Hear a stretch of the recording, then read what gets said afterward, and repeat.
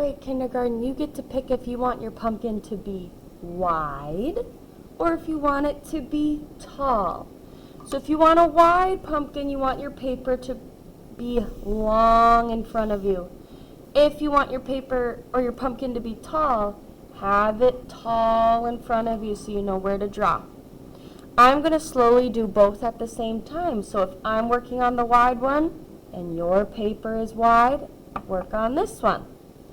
If you have your paper like this, that means you're ready for the tall pumpkin. So, for my friends who are doing a wide pumpkin, we are going to first start with the middle section of our pumpkin. And by doing that, we're going to make a big, long oval. So I'm going to find the middle of my paper, which is right here. And I'm going to go nice and big, making a long curved line, back around and meeting there. If you want to save some room up here, that might be a good idea for a stem later. Alright, I'm going to pause for my wide friends and go to my tall friends. You're going to do the same thing.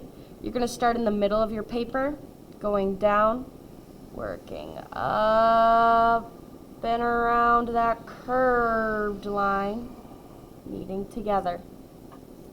Alrighty friends, we just started the center of our pumpkin. So now what we're going to do is we're going to start on our left side of our paper. My camera's flipped, but you should start on this side because we're going to do the letter C. And I'll show you why. We're going to start here.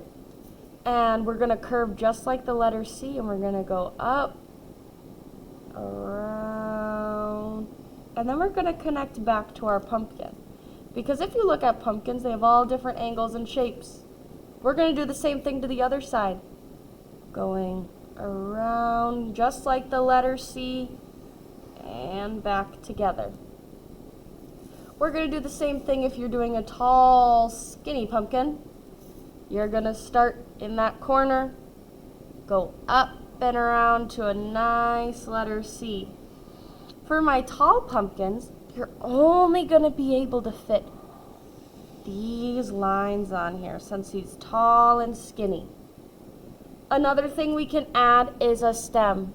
So making a stem, you go up, across, and down, kind of like a square or a rectangle.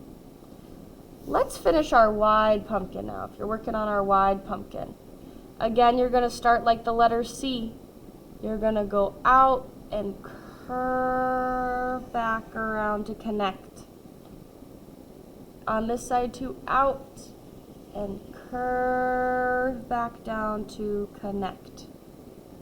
Just like last time, we're going to do our stem. We're going to go up, across, and down. When we're done with our pumpkins, kindergarten, the next thing we're going to do is cut around our pumpkin. That does not mean cut through. We need to cut around.